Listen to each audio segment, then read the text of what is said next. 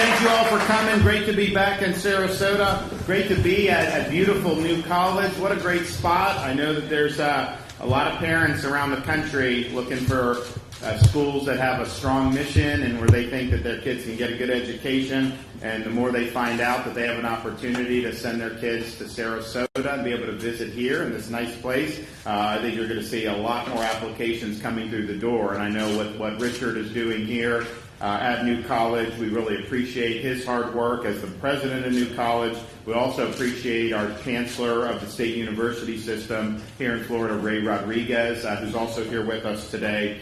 And we've got a number of folks that are also going to be speaking about some of the issues that we're going to be able to sign into law today. But this is a really, really exciting day and a really significant package of really good legislation related to higher education. And not just some of the things we've seen here at New College, but also things like workforce education, which has been a huge, huge emphasis for our administration. We are joined by one of the trustees here at New College, Christopher Rufo, who's a senior fellow and director of the initiative on CRT at the Manhattan Institute. We also have Ivan Castro, pastor and father from Oviedo, Florida. We also have a number of members of our legislature that are with us. Senator Keith Perry is here. We have Representatives Mello, Roach, McFarland, as well as House Majority Leader Michael Grant. So I want to welcome them. I want to thank them for all their wonderful work in this legislative session. We're still signing bills. I mean, I feel like I've been doing this for a long time now, but it's a good problem to have because there's a lot of things that have really made a difference, and I think everything we promised we've done, we've delivered on all those promises and even exceeded the promises, and that's the way you want to do it. So thank you for what you've done. Now, Florida has been ranked number one in higher education for many years now. You don't always hear that in some of the popular media, but that's just a reality. We are number one unequivocally of all 50 states for lowest tuition and fees, which is really important because higher education has gone up way too much across the country, particularly private universities. You shouldn't have to mortgage your entire life's future just to be able to obtain higher education, and so we put our money where our mouth is on that. We're also number two for two-year graduation rate and number four for four-year graduation rate. We believe in providing a high-quality education, but at an affordable price, and we want degrees and pathways to lead to students being able to do well in their future endeavors. We have not had any tuition increases in the state of Florida for 10 years, and that's the lowest tuition in the country.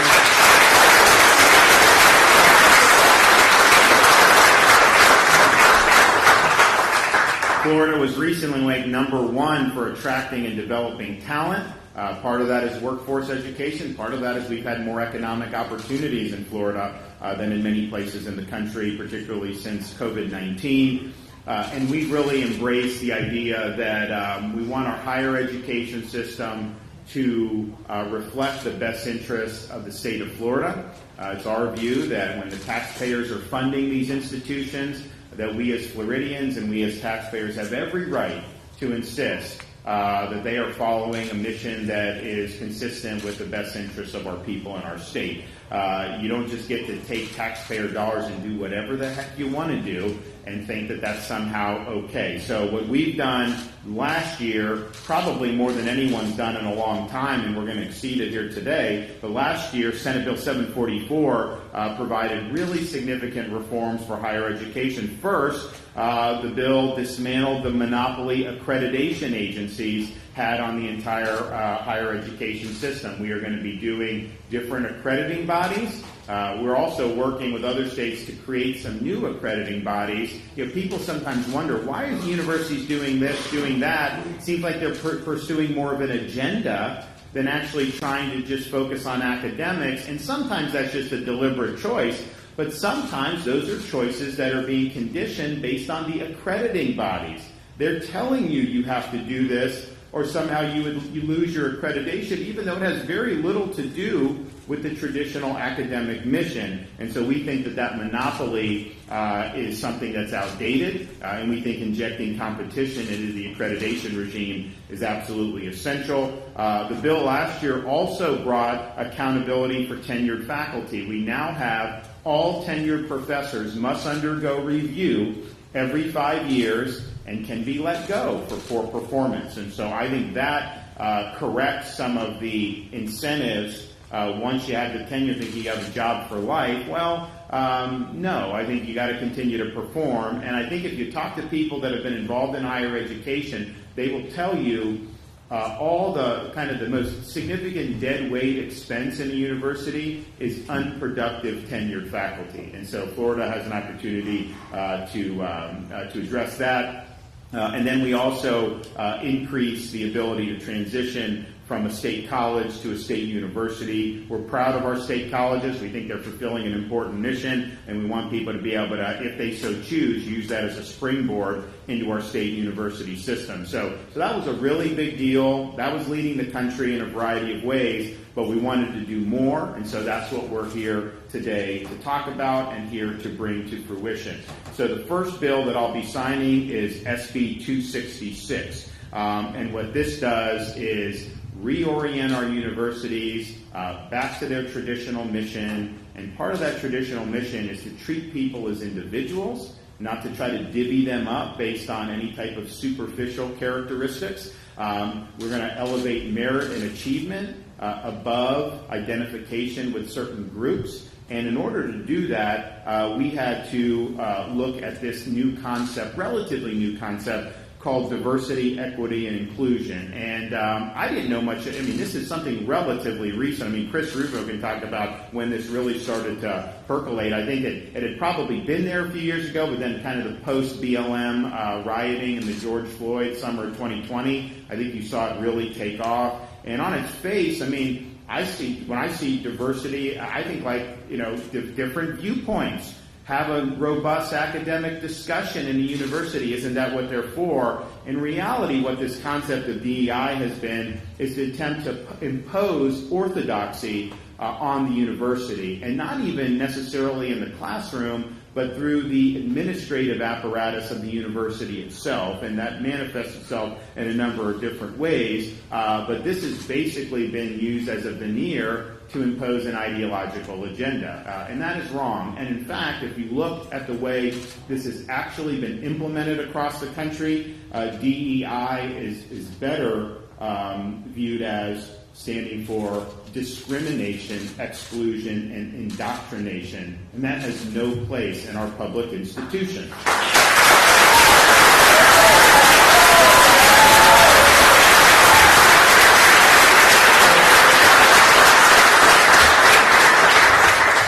So this bill says the whole experiment with DEI is coming to an end in the state of Florida. We are eliminating the DEI programs. We are going to treat people as individuals. We're not going to treat people as members of groups. And it's also wrong how this has been implemented. It has been discriminatory, but it's also the fact that the more emphasis you place on something like a DEI, the less time emphasis you do, because of opportunity costs, on recruiting great teachers, on promoting things like STEM courses or other great courses that the students could really learn about from taking. So I think it's been a distraction from the core mission of the university, and I think that this is a needed corrective. We're also making a determination in this bill to say, okay, you have tax dollars, even though we put a lot of funding into new college in this current year, and we'll talk a little bit about that, but I mean, it's, we've really shown a commitment to higher education with funding, and that's important. But at the end of the day, you can't be all things to all people. You got to make decisions about what do you want to do. Do you want a medical school somewhere? Do you want something else? And so what this bill is saying is, some of these niche subjects like critical race theory, other types of DEI-infused courses and majors, Florida's getting out of that game. If you want to do things like gender ideology, go to Berkeley, go to some of these other places. That's fine.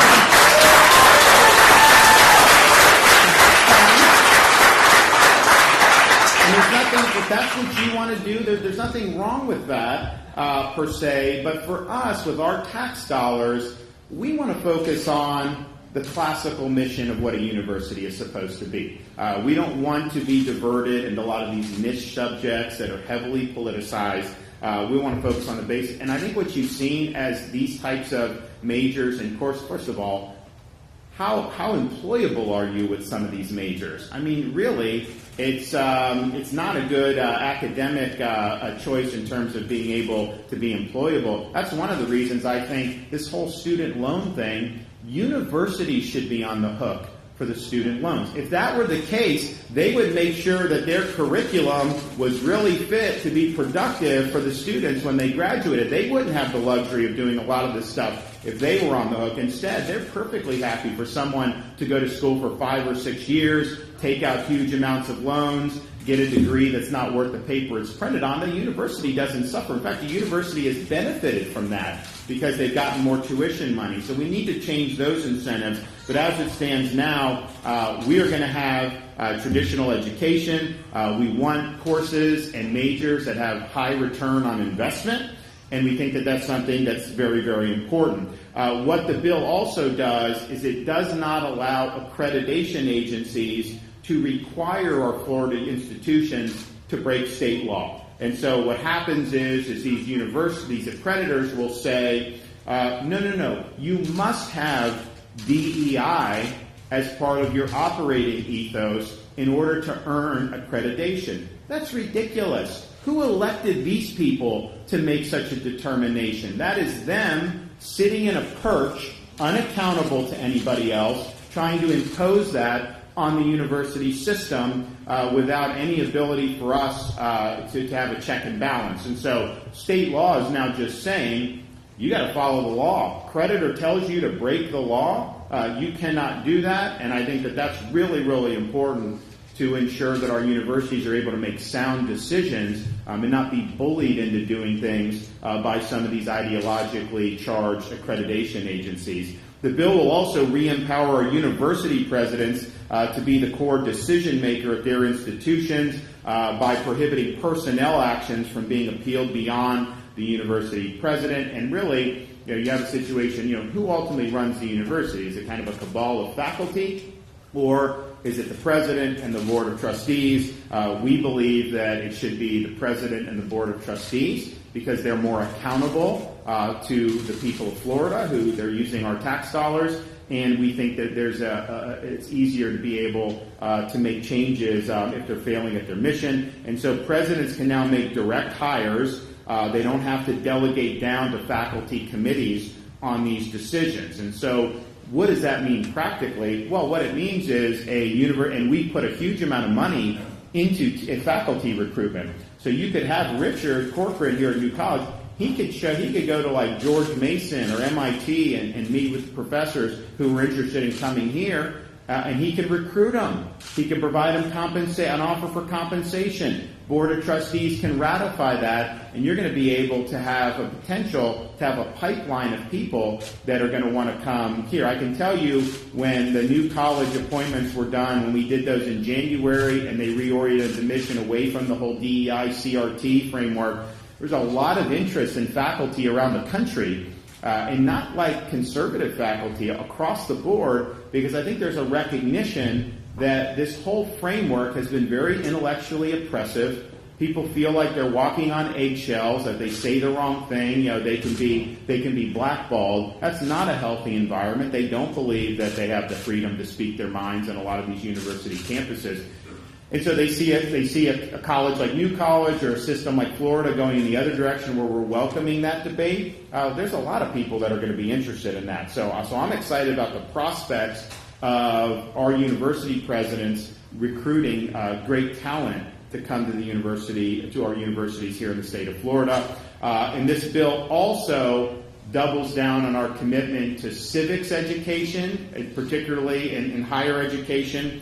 So we're doing $30 million to the Hamilton Center for Classical Civic Education at the University of Florida. They've identified one of the classic buildings that's going to be able to be kind of retrofitted to have classrooms and dorms and all these great things. And that's going to be a place where you're going to have people like the president of the University of Florida, Ben Sass. He'll be able to recruit faculty directly to Hamilton Center. Eventually, we may even make that a separate college at the University of Florida, but that's going to be a place where, all these subjects, which were just so essential for most of our history, and certainly the American founders would have said you have to have grounding in all this stuff, that is going to be front and center at a place like the Hamilton Institute. So that's a great shot in the arm for them.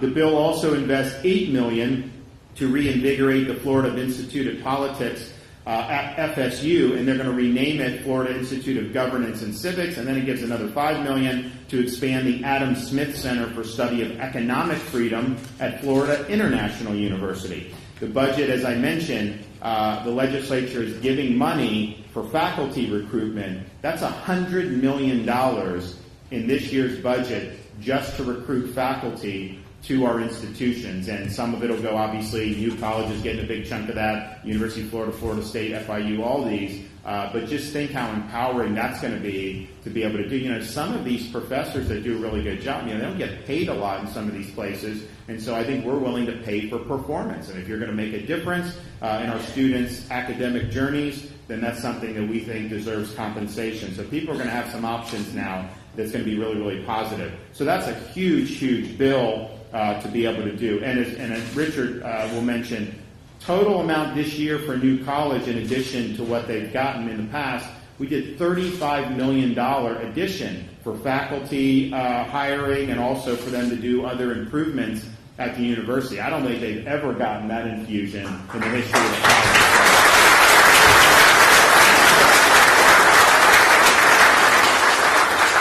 So we are committed to the mission here. I would love for this to be, and I think it will be, the top classical liberal arts college in America. Certainly to be the top state liberal arts college in America. And if you look at in-state tuition in Florida, to be able to come here versus going someplace out of state, for a Florida resident, this is a no-brainer. But then you look at some of the parents out of state, what is it, $16,000 for out-of-state tuition, $17,000 for out-of-state tuition. There's a lot of states, their in-state tuition is more than that. I think Michigan, I think Virginia, I think some of those. So what a great opportunity to get a high-quality yet affordable education, even for people out of state. So I think you're going to see a lot of interest in the application process over the next few years. So big deal on that bill. But we're also doing House Bill 931.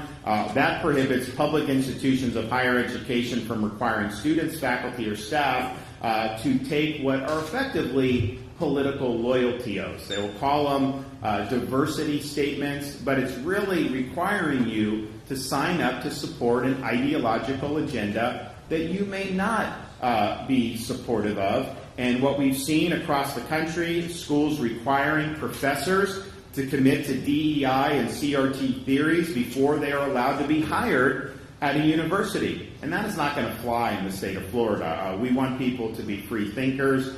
The way that's been applied is, in some instances in other parts of the country, a professor candidate who says their views that everyone should be treated equally regardless of their skin color, that they would get marked down for saying that. I thought that was what we were aspiring to. No, you have to take these other contorted views for them to find you acceptable. So that is wrong, and I think you've seen a lot of opposition to that, regardless of political persuasion. And so Florida, that is next here. Bill also establishes an Office of Public Policy events within each state university to organize events on campus that are representative of a wide range of viewpoints, thoughts, and ideas. We believe that a good education is going to expose you to a lot of different ideas. You should have your assumptions challenged about how you see certain issues. That's a healthy thing. I think some of the universities around the country where orthodoxy has taken hold, a lot of these students can go through 4 years, get a degree, and never have their assumptions challenged. And then they get into the real world, and sometimes it can be a rude awakening. So we think it's just better for education as a whole to be able to do that. We also think that Florida is welcoming opposing viewpoints, and that's something that on an institutional level we must do, but it's also something that students should be willing to accept. What you saw at places like Stanford Law School, where they're trying to silence a federal judge that they disagree with, where they had San Francisco State University, where you have this great swimmer, Riley Gaines, being treated absolutely horribly because she's standing up for the integrity of women's sports, that is wrong. It also really, I think, shows a cancer that's developed in some of these institutions amongst the student body.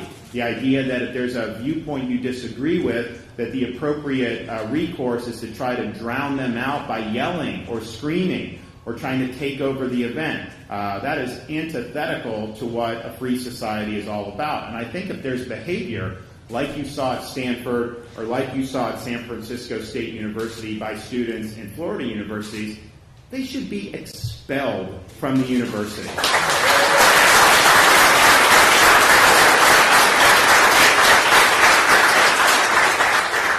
Finally, we're signing Senate Bill 240. This expands access to workforce education programs as well as career and technical education programs in middle school and high school. When I became governor, I said we were in the bottom half of workforce education nationally. I said our goal by 2030 is to be number one. We are well on that way to achieving that because we've put a lot of emphasis on putting our money where our mouth is, making sure there's programs, but also just expressing the truth that a 4-year brick and ivy university is one way you can be successful, but it is not the only way, and for many people it's not the best way. And when I was growing up, they said unless you get that college degree, you have no chance to be successful in life. That is not true.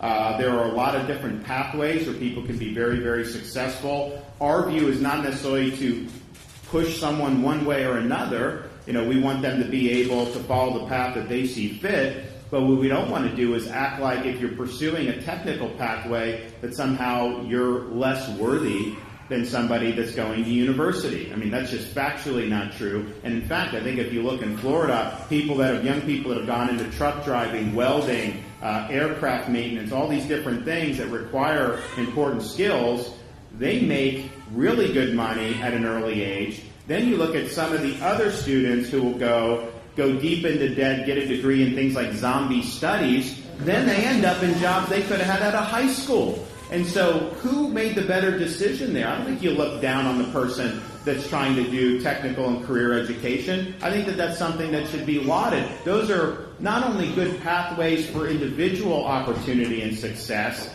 they're also critical components of our economy here in the state of Florida. I mean, especially when you have a growing state. You got things like electricians. You have all these things that are in really high demand. What I've found is people will go in, they'll work as an electrician, and then they can start their own shop. And then they're entrepreneurs, and then they start making really, really good money, especially when you have more demand for services in our state. So I think it's important that we recognize that. We have recognized that. We put our money where our mouth is on this. We are in this bill requiring each middle and high school district to ensure that every high school student has access to at least one work-based learning opportunity. We're also requiring school districts to ensure that each high school hosts a career fair during the school year, and it allows middle school students who want to continue their CTE education in high school to attend a high school that offers the program regardless of zip code. So if you happen to be here in Sarasota, maybe you got to go to Venice to do it, you will have a right to do it if Venice has a program that they're not offering here. What we found is a lot of the school districts have embraced the idea of workforce education. It's not just what's in the classroom, it's also how you link students to job opportunities. So we're supporting apprenticeships in high school where you can actually go and work in places in your community. And guess what? If you show up on time, if you show you're willing to learn, if you have a good attitude, 9 times out of 10, they are going to want to hire you when you get out of high school. So that'll be an option for you. And we have students that do that, have job options, and then they still end up deciding to go to college. That's fine. But at least you had all your bases covered. So this is really, really significant, and we want to continue to do that going forward. So I just want to thank everyone who's been a part of this. I mean, this is a really, really big day for higher education and for education writ large in the state of Florida. I saw some of the protesters out there. I was a little disappointed. I was hoping for more.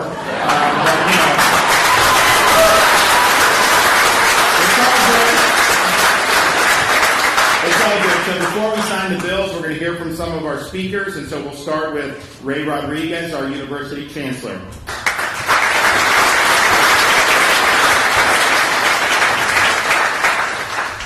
Thank you, Governor. As Governor DeSantis mentioned, for the 7th year in a row, U.S. News & World Report has ranked Florida as the #1 state for higher education. Undergraduate tuition in Florida is now the lowest in the entire country. 75% of our resident undergraduate students have no student loans. Florida universities have received a significant investment in our higher education system from our legislature and our governor. That investment demands accountability, and accountability is what these bills that are going to be signed today provide. The biggest aspect I think we see in these bills is the dismantling of the DEI bureaucracy that has grown up on our campuses. Inherently, there's nothing wrong with the concepts of diversity or equity or inclusion. However, the programs that have been created and their applications have no connection with the common definition of those words. Let me just give you a couple of examples of programs that have initiated in DEI offices across the country and even in the state. As Governor DeSantis mentioned, we have DEI statements. Statements that serve as an ideological litmus test to determine whether you can be admitted to be hired at a university, be promoted at a university, and in some cases, receive tenure. A national study found 20% of all academic postings require a DEI statement with the application. These statements serve as a litmus test to weed out those who have diverse thought. Our universities are supposed to be a marketplace of ideas. You do not have a marketplace of ideas when you only have one political thought. You have a monoculture. Creating a monoculture is not diversity. In the name of equity, many DEI departments have developed bias-related incident reporting. These policies provide a mechanism where students may report perceived acts of bias or hate.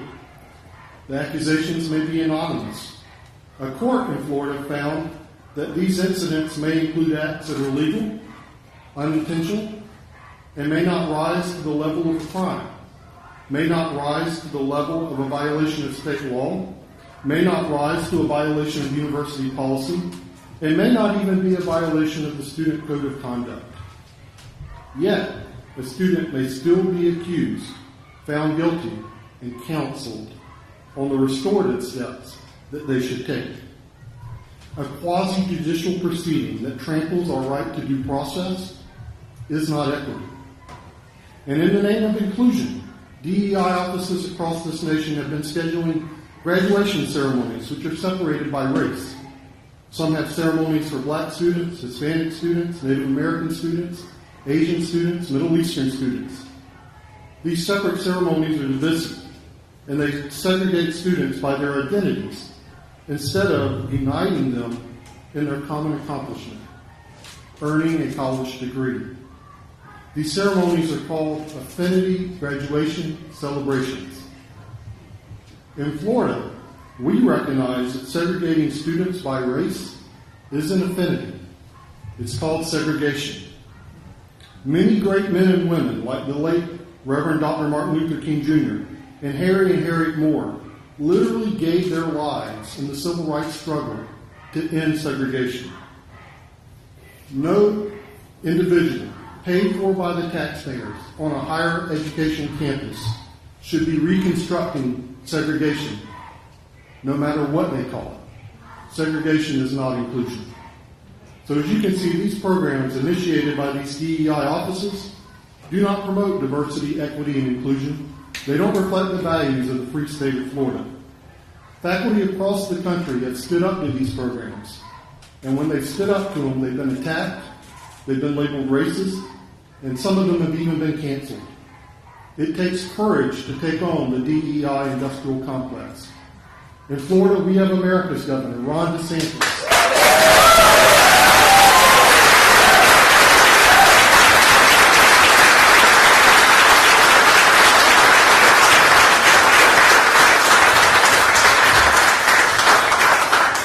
Who has the courage to lead that fight. Thank you, Governor.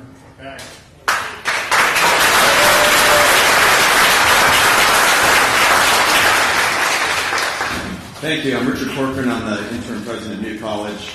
I have to own something right at the get-go.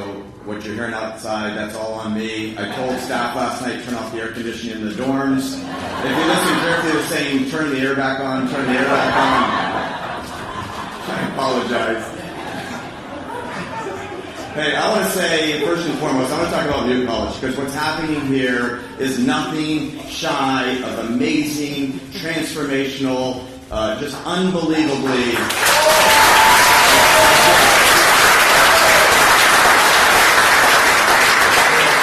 The governor on campus, I was trying to check this morning. I don't think we've had a governor since Bob Graham spoke at a commencement address. Have had a governor on our campus coming to help and support in the way the governor is saying.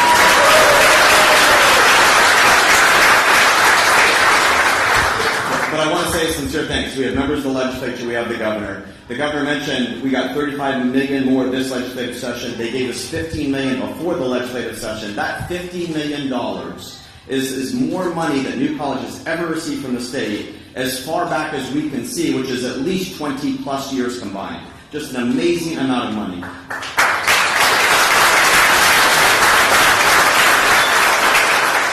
And here's what it's leading to: an increase in student life.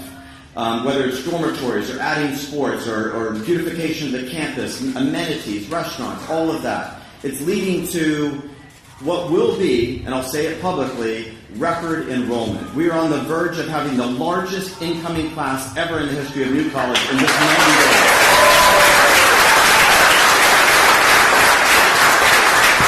It's the addition of world-class faculty. And in the next few weeks, you're going to hear some of these world-class faculties. Literally LeBron James of higher ed. I don't know if that's a good analogy or not.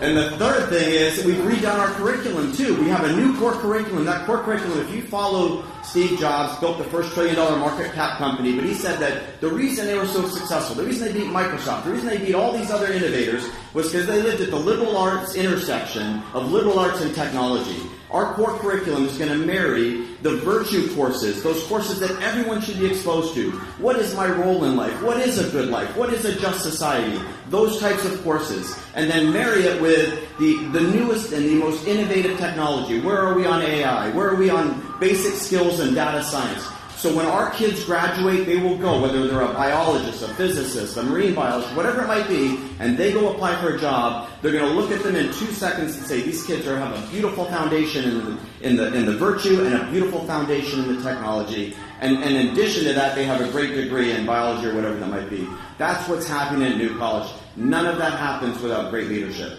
Leadership is everything, and this state, whether it's in higher ed, whether it's in K-12, whether it's in environment, you name it, has been blessed with having the greatest governor in the history of this state, if not the most.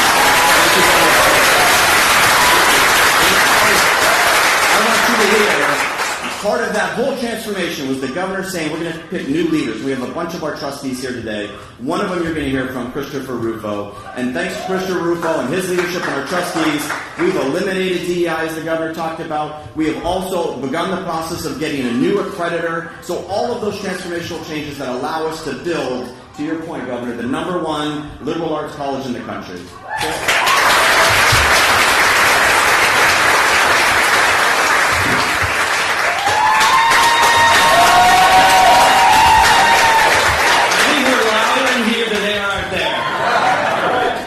I'm from the Seattle, Washington area, and to me, waking up in the morning and hearing protests is like turning on the coffee machine. And I would say that this is kind of kindergarten level protest, so if they want to learn something, they should come back with me.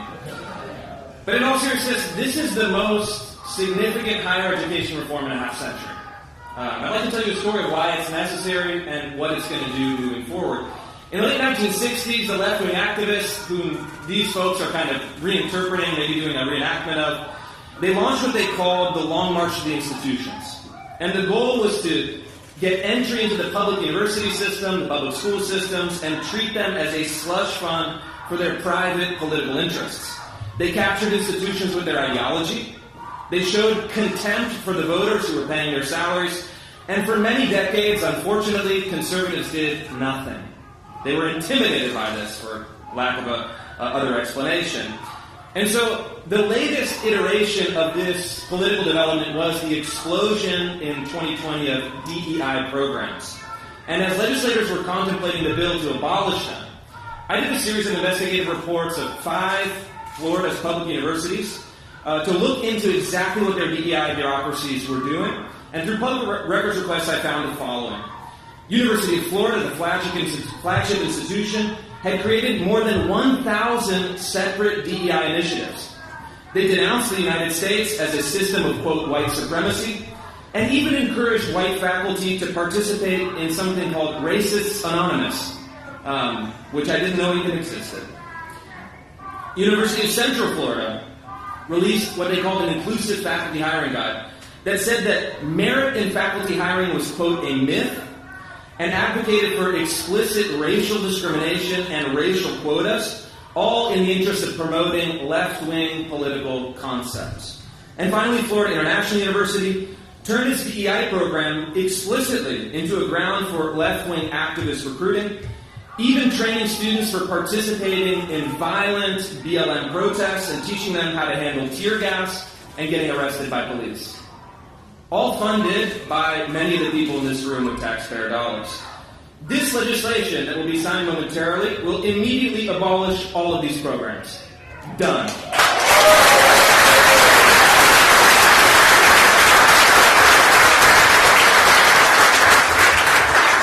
And more importantly, we'll put the pursuit of knowledge and truth, not political activism, back to the center of higher education in Florida. And what you'll hear from the media, what you'll hear from maybe the protesters, is that somehow this is destroying democracy. Anyone heard that line like that? But in fact, they have it exactly backwards. This is about restoring democracy. The basic premise of this legislation is that our public institutions should reflect the values of the public. It's that Florida's farmers and waitresses and truck drivers should not be subsidizing a pure permanent bureaucracy of left-wing activists who hate them and hate their values, but of course are happy to take their money. And that's why the governor decided to take action. That's why he fought for these once-in-a-generation reform along with legislators that will also help restore balance back to the universities. And unlike many other politicians, unfortunately even in very red states, he had the courage to stand up to the special interests, to stand up to the DEI commissars that thought they were running the show, and to stand up to the activist media and fight on behalf of the average voter.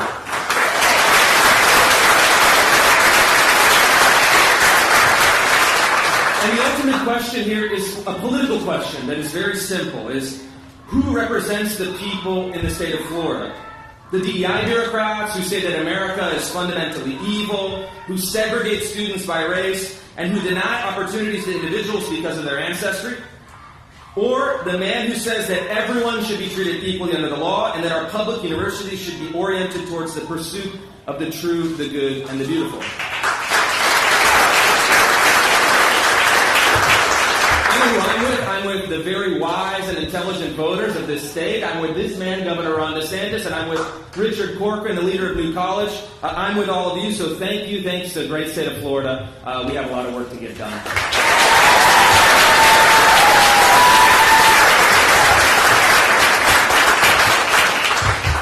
Good morning, everyone.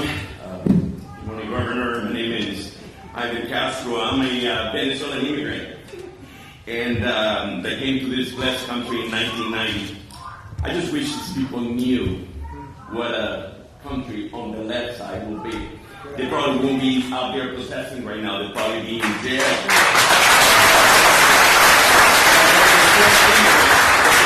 In 1990, with $1,200 in his pockets and a bag full of dreams, I'm here today. I'm here with my wife, Betty, my wife of 33 years. I'm here to try parents of 3 amazing daughters. My oldest one, Gabriela, 27 years old. And my second one is Daniela, who's 22 years old. And my third one, Jessica Maldonado, who has been with us since she was 13 years old and is now 21 years old. Thank you once again, Governor, for allowing us to be here. We are really honored and we're so grateful for the work that you have done in this, our beautiful state of Florida. And, we came here from New Jersey to this blessed state in 2013 after receiving a calling to pastor a church in Oviedo called Refuge of God, Refugio de Dios. We are here today because todo lo puedo en Cristo. I can do all things through Christ.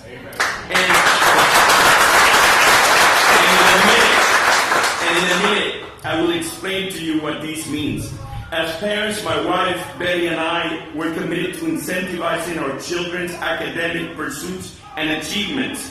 When we relocated to Florida, our eldest daughter, Gabriela, attended Haggerty High School in Oviedo, and through her dedication, volunteer work, she earned a Bright Future Scholarship to attend UCF.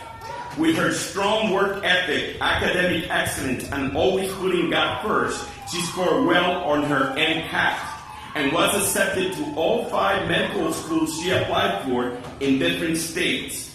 She ultimately chose to complete her medical education at UCF Medical School in Lake Nona, and is currently excelling in general surgery resident at Orlando Regional Medical Center. Similarly, our second daughter, Daniela, who just graduated from UCF with a degree of biomedical science, has aspirations of becoming a doctor of physical therapy. And our third daughter, who is currently in her 3rd year, majoring in biomedical science with a minor in journalism at UCF, is exploring her interest in varying fields. As a person of color who has traveled the world for work, I have never experienced discrimination in this country. In fact, my family and I have encouraged our children to focus on God first, their attitude, work ethic, and values as the most important factors in achieving success. Despite the false narrative propagated by some, we firmly believe that hard work and merit are the only true measures of success, and our daughters' accomplishments are evidence of that belief.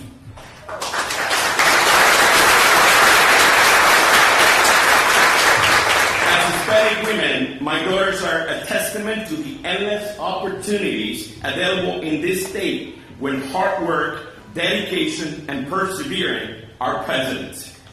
But as I mentioned to you before, I want to tell you what todo lo puedo en Cristo means. I can do all things through Christ. And I'd like to share with you an excerpt from one of my daughter's medical school essays. She said in that excerpt, todo lo puedo en Cristo. I can do all things through Christ. This is a phrase that my Venezuelan parents constantly reinforced in our home as I grew up. As a young girl, this meant I could achieve anything I put my mind to. It meant anything was possible through Christ. Growing up in this phrase developed an entirely new meaning in my life and eventually became the entire reason I'm pursuing medicine. Now, say it with me. Todo lo puedo en Cristo. I can do all things through Christ. I want to tell you today, don't believe the propaganda the media is pushing on you.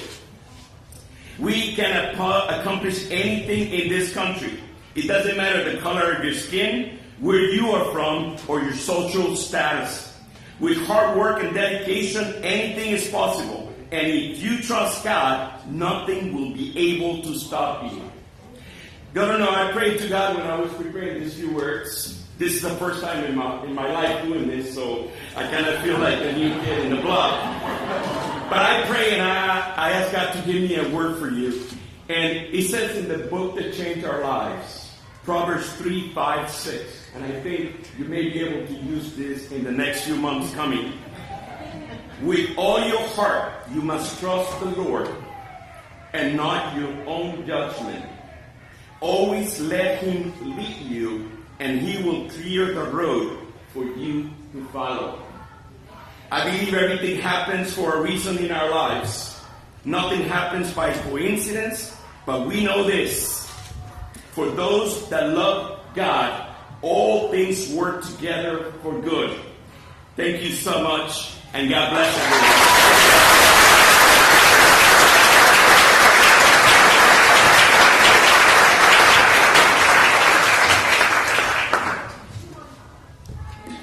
What a beautiful story. And again, please pray for those people outside. I am ready. Good morning, everyone. In 2021, the legislature unanimously passed the REACH Act, which was historic legislation to modernize Florida's workforce system. This was a workforce system that for too long was unaccountable to the people it served. June 24th, 2021, Governor DeSantis signed the REACH Act. This was at a time when most states were still on lockdown. Florida's governor was laser focused on getting Floridians back to work. The goal of the REACH Act was to increase collaboration between employers, education and training providers, and state agencies to ensure Floridians have the support they need to find purposeful work that will increase economic self-sufficiency. But, as with any overhaul and in the spirit of continued collaboration, the legislation makes enhancements and refinements to the REACH Act. Senate Bill 240 will increase the state's efforts to expand work-based learning opportunities, including apprenticeships and pre-apprenticeships. It will make it easier for businesses to work with our schools, colleges, universities, and workforce boards. This legislative session, we have doubled down on the state's commitment to expand work and learn opportunities for Floridians from K-12 through the post-secondary level. I am honored to be part of what I affectionately refer to as Workforce 2.0. I want to thank Speaker Renner for the opportunity to run this legislation and Governor DeSantis for his continued commitment to the needs of Florida students and Florida's workforce system. Thank you very much.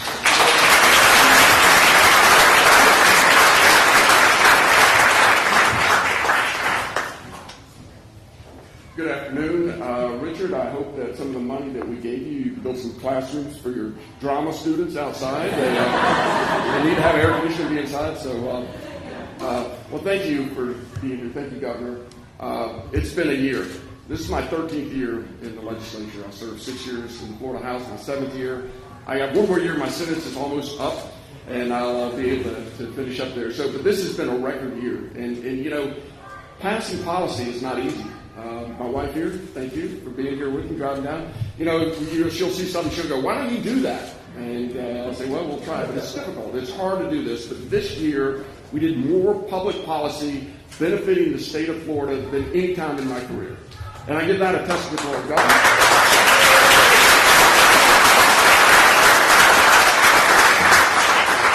But we also had record funding. And the funding, we give that money out. But that's not our money. That's your money. And the record funding, besides not only having record funding, we've also cut taxes at record amounts every single year. We continue to do that this year. But that's a testament, again, Governor, for you opening up the state of Florida, encouraging people to come here to grow businesses, expand businesses. Without that, we would not have the record funding that we do. And the investment we have made in higher education, it's for you. The answers to the problems facing the nation, facing the state of Florida, we don't solve those in Tallahassee. These kids are going to solve the problems that face this nation, this state. And so thank you for you being here. Thank you again, Governor, for all of the work that you've done, opening up the state, the record funding, the great policies. Thank you. God bless.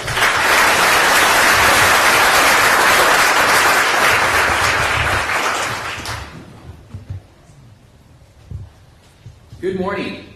So one of the things that America's governor is fond of saying is that Florida is where woke goes to die. And I want you to, when you hear what's going on outside, that's what woke sounds like when it dies. The last gasp of a dying movement. Governor, it is great to be on the stage with you, but I will admit that I got a little bit starstruck when I saw Chris Rufo in the back, and I did get a selfie. And Chris, I've been reading your work for a long time, and I want you to know, and Speaker President Corcoran to know, you know the governor has your back. But with the $15 million appropriation, I want you to know that the most influential and most powerful branch of government, the Florida legislature, also has your back. We got your back.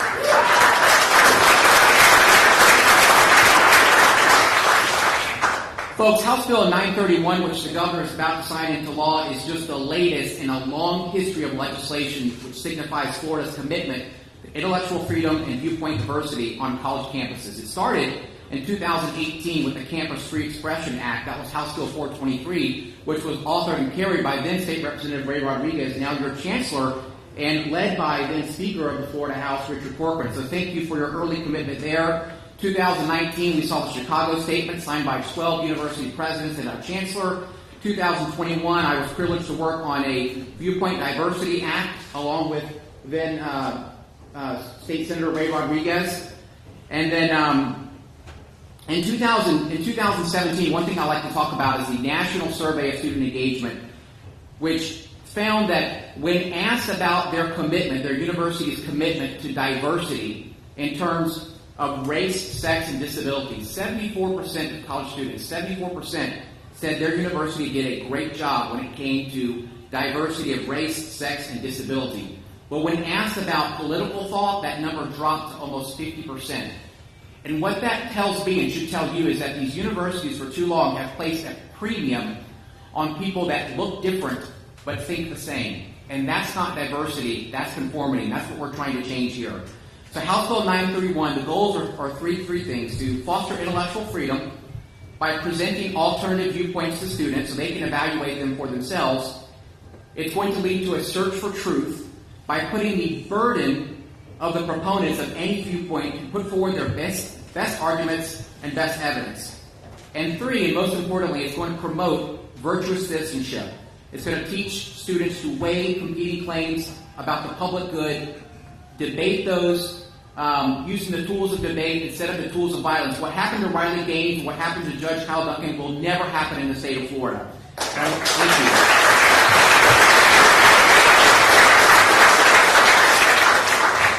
This is a movement that started here in Florida. Florida leads. It's going to spread to the rest of the country. Governor, thank you so much for your leadership. It's a pleasure to be here with you. Thank you.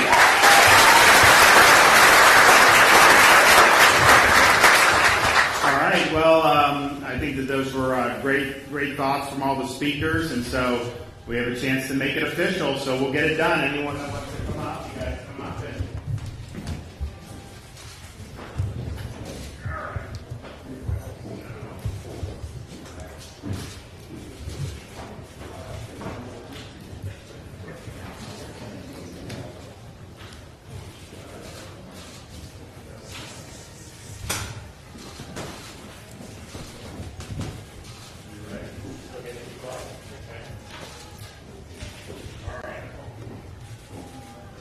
First one, SB 266. 14th or 15th? 15th.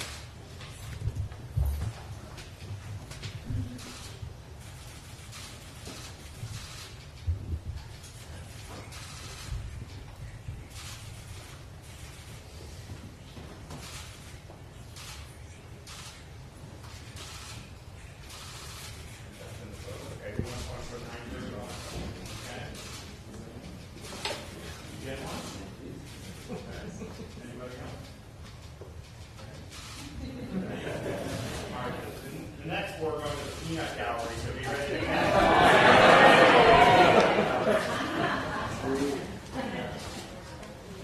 This is SB 240.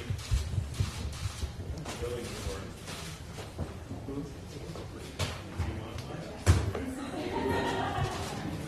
Oh, you're fine.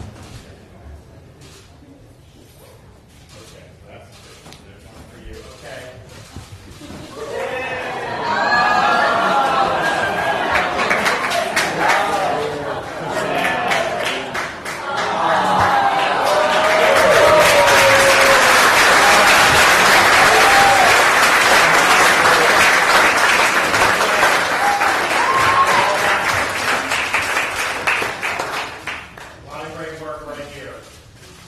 proud of the legislature for turning it out.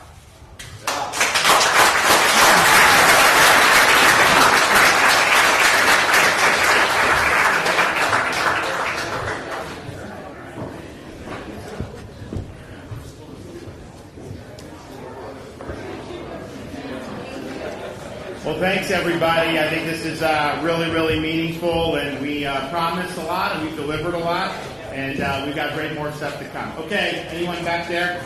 Governor, you said during an event in Iowa over the weekend that the GOP needs to reject a culture of losing. Do you acknowledge that Trump lost and there wasn't all this fraud that he talks about?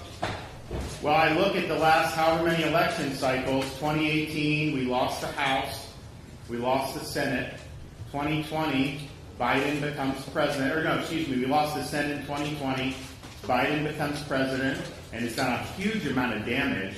Very unpopular in 2022, and we were supposed to have this big red wave, and other than like Florida and Iowa, I didn't see a red wave across this country. And so I think the party has developed a culture of losing. I think that there's not accountability, and I think in Florida we really showed what it takes to not just win big, and then deliver big. And ultimately, when you're doing all this, what results are you producing for people? That's really what matters. You can sit there and talk about cable news, social media, all these other things that people are fixated on. And for me, it's like, okay, what's that true north? You obviously got to win, otherwise you don't get a ticket to the dance. But once you do that, how are you going to be able to actually bring about big change to make people's lives better? Next, yes. Governor, is your political operation in Tallahassee moving its base today, and can we expect the announcement of your run in the next 15 days? So we have different stuff, as you know. We've had a lot of folks. I mean, when I became governor, I basically disbanded the entire political operation. We just did that stuff, which was fine, and we did a lot of good stuff. But as the attacks have ramped up, we've had to create some cover for us, not only in our office but out there. So there's a variety of things that go into that, and all I will say is I promised we would deliver big. We have. Obviously, we've got a couple more things left on the agenda. I'm going to sign the budget soon. I don't think I'm going to veto the new college money, but you may see some vetoes somewhere else. I think the legislature, by and large, did a good job. I think people remember last year we vetoed about 3% of the overall budget, which was a record by far. And I don't anticipate that being necessary this year, but we'll see. Any more? Yes, ma'am? Governor, a lot of immigrants' family that works on the fields are leaving the state because of the immigration law that you signed last week. What do you have to say to those ones that are worried that there will not be enough workers picking up the fruits on the field or working on a lot of construction work sites? So Florida law is that you have to be here legally to be able to be employed. That's been the law for forever. And so when we have something like an E-Verify, that's a tool to make sure that long-standing Florida law is enforced. And I think that that's important. You can't build a strong economy based on illegality. And I think if you look what's happening at our southern border, part of the reason that's happening, yes, primarily because of Biden and his recklessness of opening the border and causing a lot of damage with the drugs that are pouring across, the fentanyl, tens of thousands of people dying. You have criminal aliens coming into our country. You have people on the terrorist watch list coming into our country. It's a total disaster. Part of the reason, though, you're seeing those numbers is because people feel that there are carrots to be able to come, that the U.S. isn't going to enforce its laws, that states aren't going to enforce its laws. And I think if you want a secure border, yes, I've said, let's build the wall. I will send my guys that built the Pine Island Bridge to the southern border to build a wall.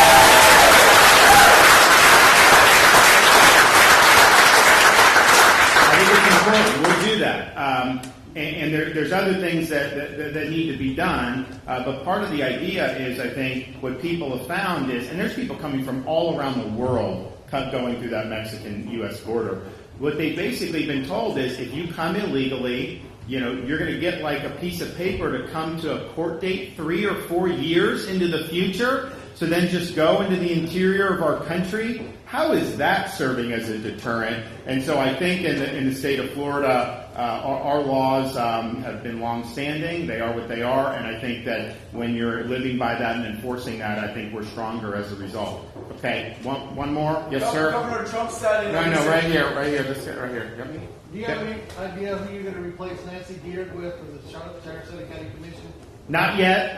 We go through kind of a process, and I've got to try to hear from stakeholders. We see who the applications, and then we make decisions. Because of the legislative session, that had been our priority, making sure all that's gotten, and then now we're processing the budget. So we kind of put that ahead of some of the decisions on appointments.